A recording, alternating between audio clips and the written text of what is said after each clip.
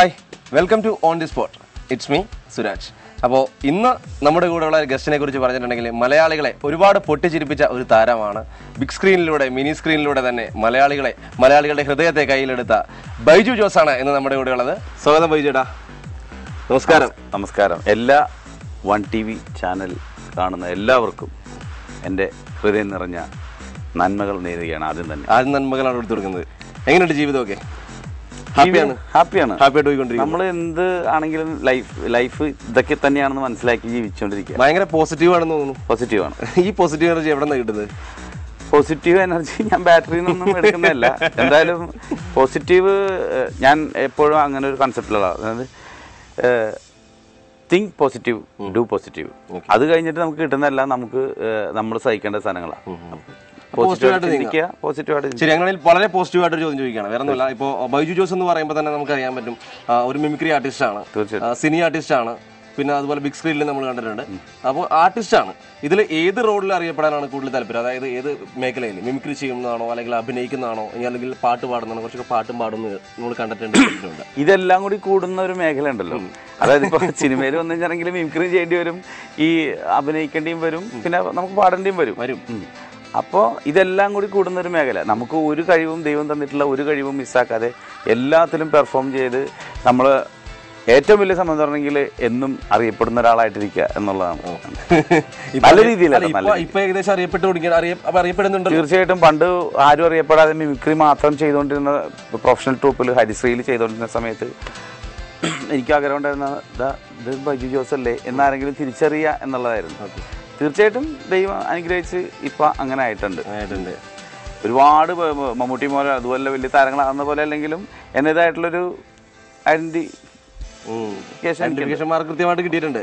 Okay, ഇപ്പോൾ എനിക്ക് തോന്നുന്നു ലേറ്റസ്റ്റ് മൂവീസിൽ സലാം കാശ്മീരിൽ ഒരു കഥാപാത്രം ചെയ്തിട്ടുണ്ട്. ഈ സലാം കാശ്മീരിന് മുമ്പ് ജോഷി സാർ, ഈ സലാം കാശ്മീർ ജോഷി സാറിന്റെ പടമാണ്. അത് റൺ ബേബി റൺ, ലോക്പാല്.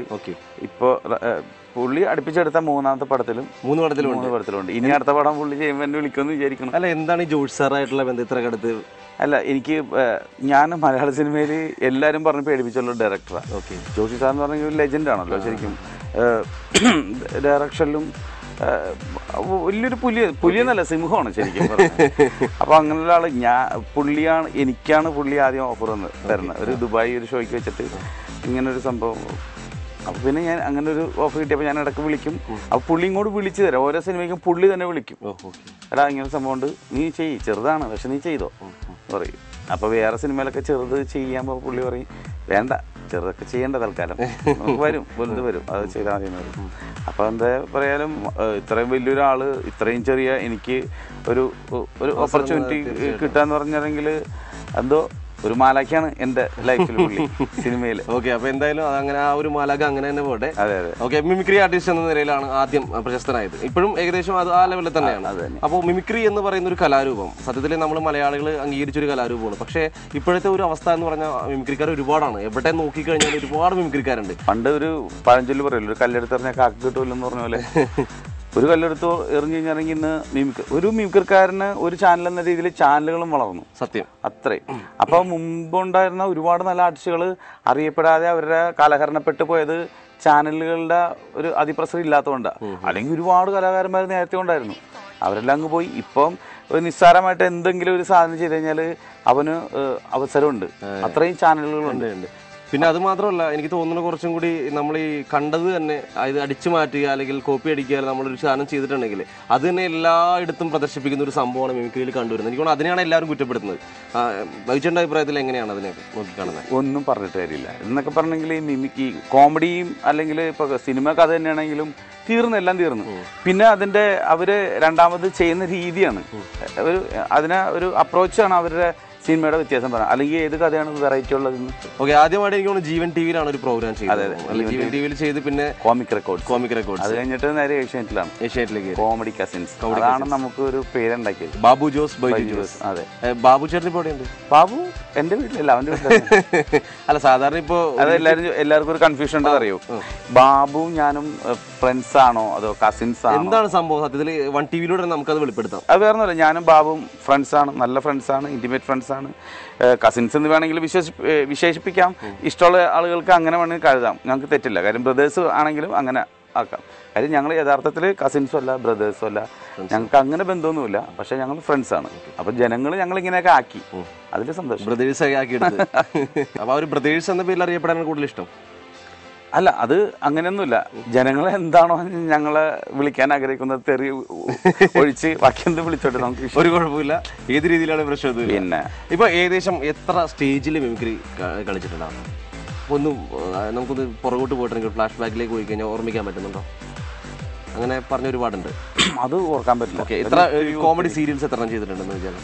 അതും സീരിയൽസ് ഞാൻ അധികം ചെയ്തിട്ടില്ല. കാര്യം കോമഡി സീരിയൽസ് 2-3 ചെയ്തിട്ടുള്ളൂ സീരിയൽസ്. ഓക്കെ, അതും ഈ കോമഡി ആണെങ്കിൽ മാത്രമേ, അല്ലാണ്ട് നമുക്കൊന്നും പറ്റില്ല ശരിക്കും പറഞ്ഞാൽ. നമുക്ക് പ്രോഗ്രാമും കാര്യങ്ങളൊക്കെ ആയിട്ട് നടക്കുമ്പോൾ സീരിയൽ എന്ന് പറഞ്ഞാൽ അവരെ നമ്മളെ ബുദ്ധിമുട്ടിക്കുന്ന കാര്യം. ഡയറക്ടേഴ്സ് വിളിക്കുന്ന ടൈമിൽ ഈ മെഗാ സീരിയൽസ് എന്നൊക്കെ പറഞ്ഞെങ്കിൽ അവർക്ക് ഇത്ര ഡേറ്റിൽ ഇത്ര സാധനം ഷൂട്ട് ചെയ്ത് കൊടുക്കണം, അതിനനുസരിച്ച് ആർട്ടിസ്റ്റുകൾ കിട്ടണം. അത് നമ്മളൊക്കെ വിളിച്ചു കഴിഞ്ഞാൽ കിട്ടില്ല. കാരണം നമ്മൾ പ്രോഗ്രാമും കാര്യങ്ങളും ഇങ്ങനെ നടക്കുന്ന ആളുകളായിരുന്നു. ഓക്കെ, മിമിക്രിയിലൊക്കെ ഒരുപാട് വെറൈറ്റീസ് കൊണ്ടുവന്നു. നിങ്ങൾ കസിൻസ് ആണെങ്കിലും ചേട്ടനെ ആണെങ്കിലും കുറച്ചുകൂടി വെറൈറ്റീസ് ഒക്കെ ഉണ്ട്. ഇതൊക്കെ കണ്ടെത്തുന്നത് എങ്ങനെയാണ്, എവിടെ വെച്ചിട്ടാണ്? അതായത് നമ്മളായിട്ടൊന്നും കണ്ടെത്തുന്നല്ല, വിശപ്പ് വരുമ്പോൾ കണ്ടെത്തി പോകുന്നു അറിയാതെ. എനിക്കിതിലൊന്നും ഒരു താല്പര്യമുണ്ട്. പക്ഷെ പിള്ളേര് സമ്മതിക്കില്ല, അവര് വിശന്നാൽ കരയും. അതുകൊണ്ട് നമ്മൾ താരം കണ്ടെത്തി പോവുകയാണ്. അത് വേറെ ഒന്നുമല്ല, ഇതൊന്നും കണ്ടെത്താനായിട്ട് നമ്മൾ അതിലിപ്പോൾ ഈ മറ്റേ നരേന്ദ്രപ്രസാദ് ബ്രില്യൻസ് എന്ന് പറയുമ്പോൾ സുരേഷ് കപൂർ ഇല്ലേ, അതിനധികം ബ്രില്യൻസിൻ്റെ ഒന്നും ആവശ്യമില്ല എന്ന് പറയില്ലേ. അത് ഇല്ല, നമ്മൾ പ്രാക്ടീസ് എന്ന് പറഞ്ഞ സാധനം നമ്മുടെ ഉള്ളിൽ ദൈവം തന്നിട്ടുണ്ടെങ്കിൽ അതെല്ലാം ചെയ്യാൻ പറ്റും. പിന്നെ കുറച്ച് കണ്ടെത്തലുകൾ ഉണ്ട് നമുക്ക്. മിമിക്രി ആർട്ടിസ്റ്റുകൾ എപ്പോഴും മറ്റുള്ള എന്ത് കണ്ടാലും അതിൽ നിന്നും എങ്ങനെ ഒരു ജനങ്ങളിലേക്ക് കൊടുക്കുമ്പോൾ അത് ചിരി ഉണർത്താൻ പറ്റുന്നതാക്കാം എന്ന് നമ്മൾ ചിന്തിക്കാറുണ്ട് എപ്പോഴും. എന്ത് സംഭവമാണെങ്കിലും, ഒരു കോഴി അറിഞ്ഞാലും ഒരു പട്ടി കുരച്ചാലും പൂച്ച കരഞ്ഞാലും, എന്നിപ്പോൾ നാട്ടിലിപ്പോൾ എല്ലാ ടൈപ്പ് ജനങ്ങൾ നമ്മൾ വാച്ച് ചെയ്യാറുണ്ട്. അത് എവിടെയെങ്കിലുമൊക്കെ നമുക്കത് യൂസ്ഫുൾ ആവും. ഇപ്പോൾ ഒരു മിമിക്രി ആർട്ടിസ്റ്റ് എന്ന് പറയുമ്പോൾ, അതായത് സത്യത്തിൽ ഇപ്പോഴത്തെ ഒരു കാലഘട്ടത്തിൽ ഈ ഒരു ന്യൂ ജനറേഷൻ നൂറ്റാണ്ടിൽ അർഹിച്ച ഒരു വില കിട്ടുന്നുണ്ടോ? അത് ചോദ്യമാണ്. ഇത് ന്യൂ ജനറേഷൻ കാലഘട്ടം എന്ന് പറയുന്നത്, നെറ്റ് എന്ന് പറയുന്ന സാധനം വളരെ അഡ്വാൻസ്ഡ് ആണ്. പക്ഷേ നെറ്റ് എന്ന് പറയുന്നത് തെറ്റ് എന്നും കൂടി അർത്ഥമുണ്ട് ശരിക്കും. കാര്യം അതിൻ്റെ നന്മേനേക്കാൾ ഒരുപാട് അപ്പുറത്ത് അതുകൊണ്ട് ഒരുപാട് ദൂഷ്യങ്ങളുണ്ട്.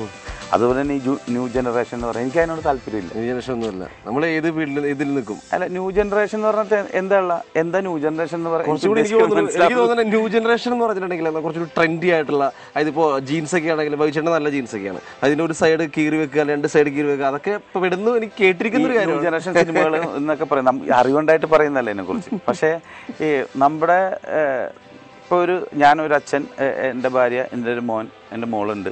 അവരൊക്കെ വളർന്നു വരുമ്പോഴേക്കും നമ്മൾ ആഗ്രഹിക്കുന്ന രീതിയിൽ അവരെ കെട്ടിച്ചു വിടുക, അല്ലെങ്കിൽ അവരെ പഠിപ്പിക്കുക, അതാണ്. ഓക്കെ, എന്ന് വെച്ചാൽ ന്യൂ ജനറേഷനിലേക്ക് വിടാൻ പറ്റില്ല. നമ്മുടെ സംസ്കാരമല്ല അത്. അതെല്ലാവരും മനസ്സിലുണ്ട്. പിന്നെ ഒരു പോഷാണ് ഇതൊക്കെ ന്യൂ ജനറേഷൻ എന്ന് പറയുന്നത്.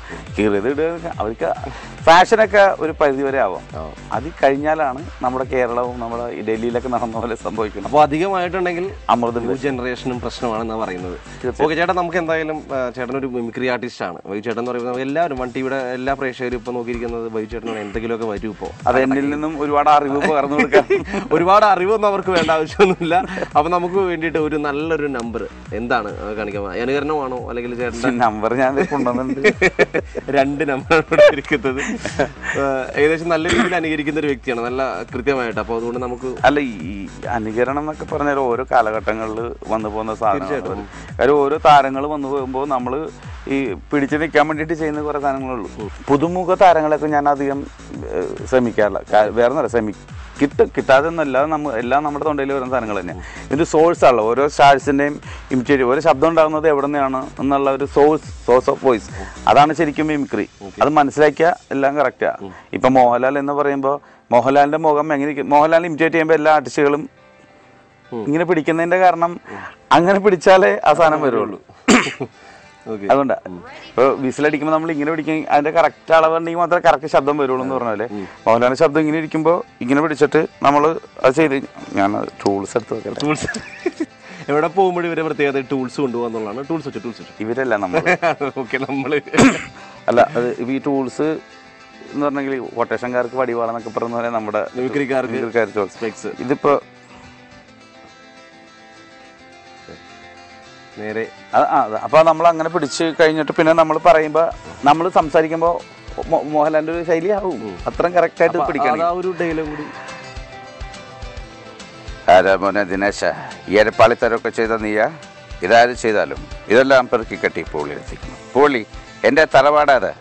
ഒരുപാട് നാളത്തെ വേളയ്ക്ക് ശേഷം ഇന്ദുചൂടൻ വീണ്ടും വന്നിരിക്കുകയാണ്. ചില കളികളൊക്കെ കളിക്കാനും മറ്റു ചില കളികളൊക്കെ കളിച്ച് പഠിപ്പിക്കാനും. അതുകൊണ്ട് നീ എടഞ്ഞ കൊമ്പന്റെ കൃഷ്ണമണി തോട്ടിക്കെട്ടി കളിക്കല്ലേ, നീ പോടാ ഓനെ ദിനേശ സവാരി ഗിരിഗിരി. ഇത് അങ്ങനെ ഓട്ടോമാറ്റിക്കലി വരുന്നത്. അതുപോലെ തന്നെ എനിക്ക് വേറെ ഒരുപാട് കയ്യടിയും ഒരുപാട് അഭിപ്രായങ്ങളും കിട്ടിയിട്ടുള്ള ഒരു വോയിസാണ് എം ജി ശ്രീകുമാർ. തീർച്ചയായിട്ടും അത് എം ജി ശ്രീകുമാറിനും ഭാര്യയ്ക്കും ഒക്കെ ഇന്നിപ്പോൾ എനിക്ക് തോന്നുന്നു കേരളത്തിൽ എം ജി ശ്രീകുമാർ ഇമിറ്റേറ്റ് ചെയ്യുന്നതിൽ ഏറ്റവും ഇഷ്ടം പുള്ളി എന്നെ തന്നെയാണ് പറയുന്നത്. കാര്യം അത്യാവശ്യം പാട്ടും കാര്യങ്ങളൊക്കെ ഉള്ളതുകൊണ്ട് അത് പുള്ളിക്ക് ഇഷ്ടമാണ്. അത് ഈ മോഹൻലാലും പുള്ളിയും തമ്മിൽ അഭേദ്യമായിട്ടുള്ള ബന്ധമുണ്ട്. കാര്യം പുള്ളിക്ക് വേണ്ടിയിട്ട് ഏറ്റവും കൂടുതൽ മോഹൻലാലിന് വേണ്ടി ഏറ്റവും കൂടുതൽ പാട്ടുകൾ പാടുന്ന എം ജി ശ്രീകുമാർ. അവരുടെ വോയിസിന് സിമിലാരിറ്റി ഉണ്ട്. അതിൻ്റെ കാരണം അവരുടെ ഫീച്ചേഴ്സ്, ഫേസിൻ്റെ ഫീച്ചേഴ്സാണ്. കാര്യം മോഹൻലാൽ ചെയ്യാൻ വേണ്ടി നമ്മൾ ഇങ്ങനെ പിടിക്കുമ്പോൾ അത് അവിടെ നിന്ന് വിട്ട് കഴിഞ്ഞാൽ എം ജി ശ്രീകുമാറാവും. ചെറിയ വ്യത്യാസമുള്ളൂ. അപ്പോൾ എം ജി ശ്രീകുമാറിൻ്റെ വോയിസ് എന്ന് പറയുമ്പോൾ എല്ലാവരും ഉണ്ടല്ലോ അല്ലേ,